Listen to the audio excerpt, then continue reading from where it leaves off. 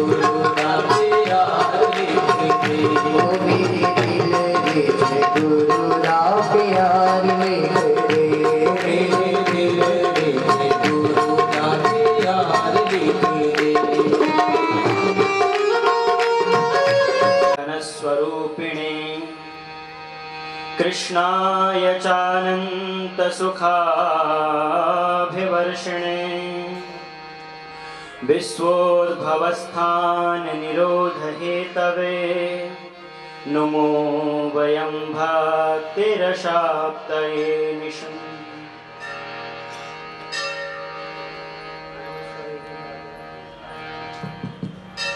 सद्गुरुदेव के चरणों में प्रणाम करके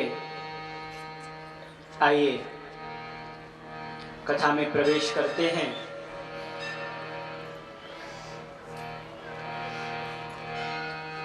समय भी काफी ज्यादा हो गया है, आज विलंब हो गया, पर कोई बात नहीं, प्रेम से कहिए श्री राम।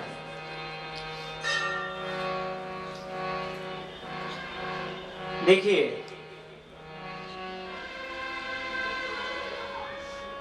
किसी भी ग्रंथ को श्रवण का संबंध किससे और विषयश्च प्रयोजन हो, इस कथा में विषय किसके बारे में है और इस कथा को श्रवण करने के बाद हमको क्या प्राप्त होगा। क्योंकि आज का जो समय है भक्ति दृढ़, जब तक प्रेम नहीं होगा तब तक हमारी भक्ति दृढ़ नहीं होगी। प्रेम से कहिए श्री राम। तो महात्म्य का श्रवण करने से हमको इन चार चीजों का बोध हो जाता है। तो देखिए, भागवत जी के महात्म्य दो महापुराणों में दिए गए। एक तो प्रारंभ में पद्म पुराण अंतर्गत महात्म्य दिया गया है और विश्राम में स्कंद पुराण अंतर्गत महात्म्य है।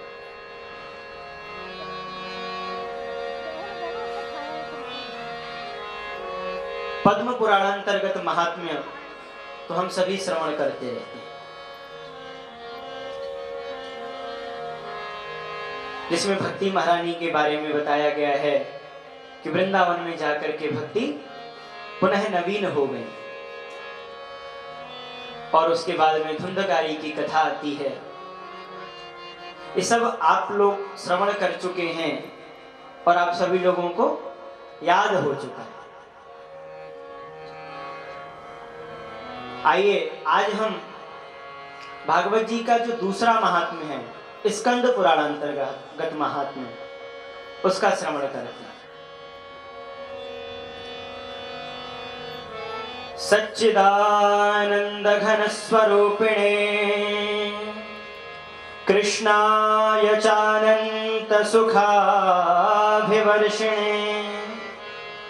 विश्वोद्भवस्थान निरोध हेतवे नमो वयं भक्तिरशाप्तये निशम्।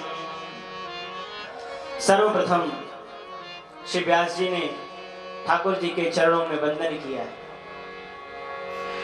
परिपूर्ण है परमात्मा। ये सत्य चित्त आनंद क्या है? गोस्वामी तुलसीदास जी महाराज कहते हैं, सत्य कहिए जो विनसै नाही, अरुचित कहिए जो सकल घट माही, आनंद घट घट करे आनंदा, ताकर नाम सच्चिदानंदा। सत्य कहिए जो विनसै नाही, सत्य वो है जिसका कभी विनाश नहीं होता, और चित्त वो है जो सभी के हृदय में विराजमान है। तभी हम चल पाते हैं, घूम पाते हैं, अपने हाथों को उठा पाते हैं, अर्थात चैतन्यता, ये भी भगवान का स्वरूप है। और आनंद घट घट करे आनंदा। आनंद क्या है? बोले सभी हृदय में, सभी के हृदय में जो आनंद है, जिसके कारण से हम प्रसन्न होते हैं। लेकिन भैया ये आनंद कितना है, आप ये जान लें पहले। एक समुद्र भरा है, उस समुद्र में एक सुई को डुबो दी जाए और उस सुई के अग्रभाग में जितनी बूंद पानी आता है उस पानी के 1000 टुकड़े कर दिए जाएं और उन 1000 टुकड़ों में से एक टुकड़ा उठा करके पृथ्वी पर फेंक दिया, उतना ही मात्र सुख है जिससे हम प्रसन्न होते। और भगवान के पास कितना सुख है? बोले जो आनंद सिंधु सुख राशि, उनके पास तो पूरा समुद्र भरा है। सोचिए जब हम इतने में इतना प्रसन्न होते हैं, अगर वो समुद्र हमको प्राप्त हो जाए तो हमारे आनंद का क्या ठिकाना रहेगा। और वो समुद्र कैसे प्राप्त होगा? कैसे प्राप्त होगा? कैसे प्राप्त होगा भाई बताओ, हम आपसे पूछ रहे हैं। सत्संग से प्राप्त होगा और सद्गुरुदेव के चरणों में बैठ करके सत्संग श्रवण करने से प्राप्त होगा। प्रेम से कहिए श्री राधे। देखिए हमने पहले ही आपसे कहा है कि हम कथा नहीं कर रहे हैं, कुछ हम कहेंगे कुछ आप कहेंगे और कथा हो जाएगी। तो इसलिए थोड़ा ध्यान से सुनिएगा, क्योंकि हम पूछ लिया भी करेंगे और आप भी पूछ लिया।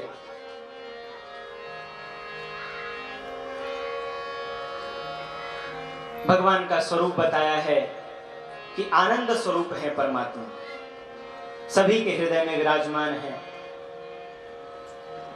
सभी के हृदय में विराजमान है परमात्मा। और किसी के अंदर बड़े और छोटे रूप में नहीं, वो सबके अंदर समान रूप में। भैया ये भाव हमारे हृदय में आना चाहिए, गोस्वामी तुलसीदास जी जैसा भाव हमारे हृदय में आना चाहिए।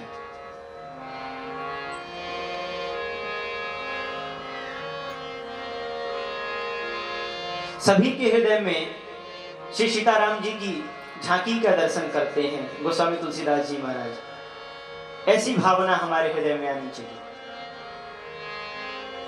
सिया राम में सब जग जानी, करहूं प्रणाम जोरी जुग पानी। क्यों प्रणाम करते हैं? क्योंकि सभी के हृदय में कौन है? सिया राम है।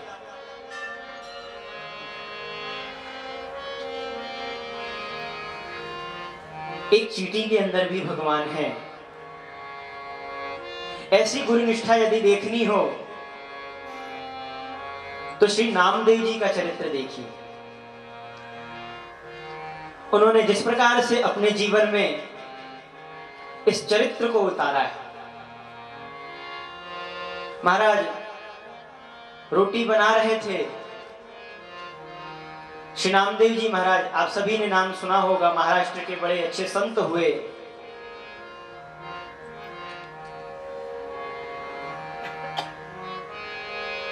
रोटी बना रहे थे, भगवान ही कुत्ते के रूप में आए और रोटी को मुंह में दबा करके भागने लग गए।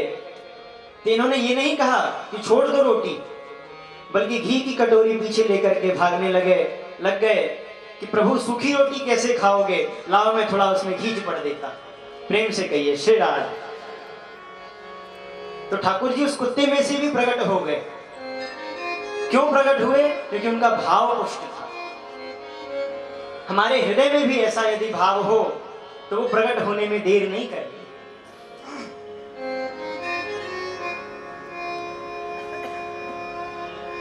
इनके और भी चरित्र मिलते हैं। रात्रि के समय में संकीर्तन हो रहा था और उस संकीर्तन के मध्य में सबको प्यास लगी। जैसे यहाँ पे संकीर्तन हो रहा है, सत्संग हो रहा है, वैसे ही सत्संग हो रहा था। मध्य में सबको प्यास लगी, लेकिन किसी की हिम्मत नहीं हो रही थी जाने की। क्यों? क्योंकि जहां पर सरोवर था वहीं पास में प्रेतों का निवास था, प्रेतों का निवास था, भूतों का निवास था।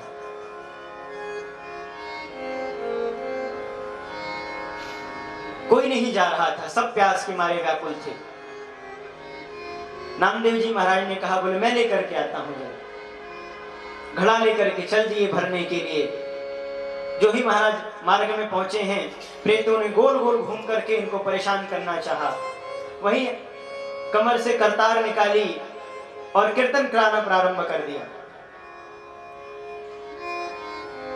और क्या कहते हैं, बोले आज आए लंबक नाथ, भगवान का नाम दे दिया। बोले बड़े बड़े लंबे लंबे हैं, इनके दंतावली बहुत लंबी लंबी है, केश लंबे लंबे हैं, नाम ही दे दिया लंबक नाथ। और झूम झूम करके कीर्तन करने लगे।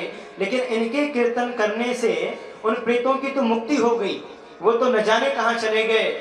और श्री नामदेव जी के सामने श्री ठाकुर जी प्रकट हो गए। बोले भक्तवत्सल भगवान की जय। ठाकुर जी ने प्रकट होकर के कहा कि बोले तुम्हारी निष्ठा तो अद्भुत है, प्रेतों में भी दर्शन करने लग गए। नामदेव जी ने पूछा, बोले प्रभु क्या आप प्रेतों में नहीं है? नहीं हो तो बताएं। श्री ठाकुर जी ने कहा, बोले मैं तो सबके अंदर हूं, केवल देखने वाले की दृष्टि चाहिए। तो अपनी दृष्टि को ऐसा बना लो कि भगवान को ढूंढने के लिए कहीं और जाना ना पड़े। आपके सामने यदि एक चींटी जा रही है तो उसमें भी प्रभु के दर्शन हो जाए। अपने भाव को ऐसा बना लो।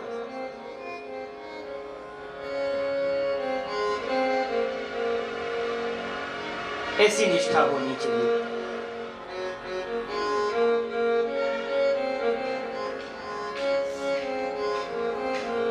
ऐसी निष्ठा जब आ जाए हमारे हृदय में तो हमारे ठाकुर जी तुरंत प्रकट हो जाते हैं।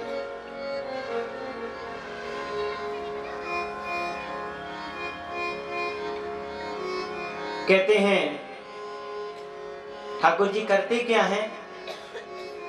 बोले विश्वोद्भवस्थान निरोध हेतु, विश्व की उत्पत्ति, पालन और संहार तीनों के हेतु हैं। विष्णु बन करके पालन करते हैं, ब्रह्मा बन करके सृजन करते हैं और महादेव के रूप में आकर के संहार करते हैं।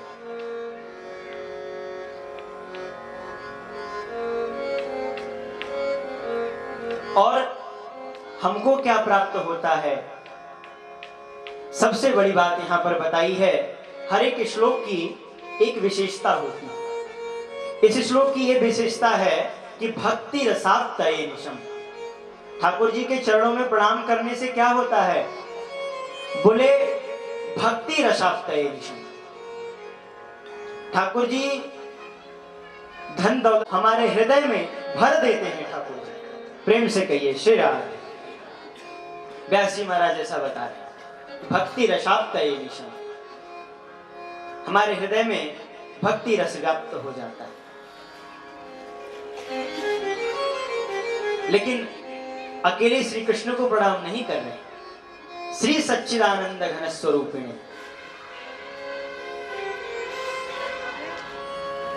उधर पद्म पुराण में भी कहते हैं श्री कृष्णाय वयम नमः। श्री लगा दिया। श्री क्यों कहते हैं?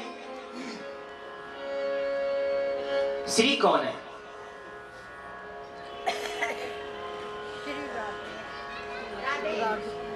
श्रयते श्री कृष्णो असौ श्री राधा। जिसका श्रवण, जिसका मनन, जिसका चिंतन श्री कृष्ण स्वयं करते हो, ऐसी है श्री राधा। उनको साथ में प्रणाम करते हैं। आप लोग कहेंगे श्री कृष्ण क्यों मनन करने लगे? वो तो जगत के स्वामी हैं। अरे आप मनन की तो बात छोड़ दो। श्री राधा सुधानिधि में कहते हैं गोस्वामी श्री हित हरिवंश महाप्रभु जी, नारद भीष्म मुख्य रालक्षितो न सहसा पुरुषस्य तस्य सद्यो वशीकरण चूर्णमनंत शक्तिं तं राधिका चरण रेणु मनुस्मरामि। तं राधिका चरण रेणु मनुस्मरामि। यो ब्रह्म रुद्र शुक नारद भीष्म मुख्य। बोले ब्रह्मादिक देवताओं की तो चले क्या, जो ब्रह्मादिक देवता रुद्र, शिव, ब्रह्मा, नारद, भीष्म इत्यादि देवता जिन श्री कृष्ण का ध्यान करते हैं, वो श्री कृष्ण भी निरंतर किशोरी जी के चरणों में पड़े रहते हैं। क्यों पड़े रहते हैं? बोले ताकि उनकी चरण रज प्राप्त हो सके। निरंतर उनके चरणों में पड़े रहते हैं। आप कहेंगे प्रमाण बताएं, तो जाकर के वृंदावन में सेवा कुंज में जाकर के देख लीजिए। किशोरी जी मान करके बैठी हुई हैं और श्याम सुंदर उनके चरणों में बैठ करके मना रहे हैं। तो ऐसे श्री कृष्णाय वयम नमः, श्री को साथ में लेकर के वंदन करते हैं। और देखिए, ये तो व्याकरण के अनुसार अर्थ हुआ, वेदों के अनुसार भी श्री कौन है ये प्रमाणित किया। वेद भी कहते हैं, शुक्ल यजुर्वेद का मंत्र है, श्रीश्च ते लक्ष्मीश्च पत्न्या बहो रात्रे पार्श्वे नक्षत्राणि रूपम अस्मिनो व्यात्तम। इसमें कहते हैं श्रीश्च ते लक्ष्मीश्च पत्न्या। श्री च का मतलब होता है और, श्री और लक्ष्मी भगवान की दो पत्नियां। और ये श्री कौन है? तो शयते श्री कृष्ण असौ श्री राधा, ये श्री राधा रानी ही है। तो ऐसी श्री राधा रानी को साथ में लेकर के व्यास जी ने श्री कृष्ण को प्रणाम किया है। देखिए, कारण सबसे बड़ा क्या है राधा रानी को साथ में लेने का? क्योंकि भैया देखिए, अगर बालक को कोई वस्तु चाहिए, यदि बालक को धन चाहिए, तो उसको पता है कि वो पिता से ही प्राप्त होगा, लेकिन वो पिता से नहीं कहेगा, वो अपनी मां से कहेगा। इसी तरीके से हम सभी कौन है? बालक हैं। और हमारी मां कौन है? श्री राधा रानी। तो हम उनके चरणों में वंदन करेंगे तो वो हमारी अर्जी श्याम सुंदर के चरणों में पहुंचा देंगे। देखिए, पहुंचाने की आवश्यकता नहीं है, श्याम सुंदर तो उनके चरणों में ही पड़े रहते हैं। प्रेम से कहिए श्री राधा। श्याम सुंदर तो उनके चरणों में पड़े रहते हैं। जब हम उनसे कहेंगे तो सुन ही लेंगे।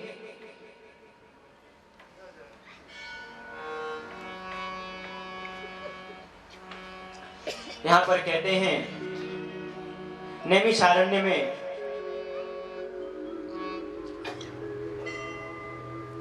सौनकादिक 88,000 ऋषिगण उपस्थित हैं और सूत जी महाराज को उच्च सिंहासन पर बिठाया है, सर्वोपचार से पूजन किया है और पूजन करके इनसे प्रश्न करते हैं, वज्रम श्री माथुरे देशे स्वपौत्रम हस्तिनापुर अविसिंच गते राज्ञे तौ कथम किम चक्रतुः। भगवान श्री कृष्ण के इस धराधाम को छोड़ करके जाने के बाद उनके प्रपौत्र हुए श्री वज्रनाभ जी।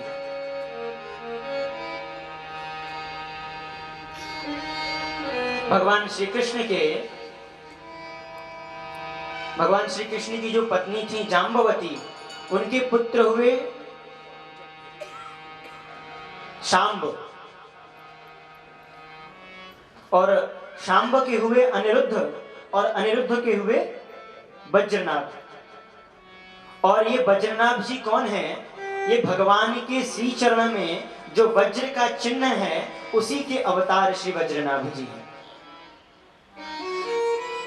ऋषियों ने प्रश्न किया है कि भगवान के जाने के बाद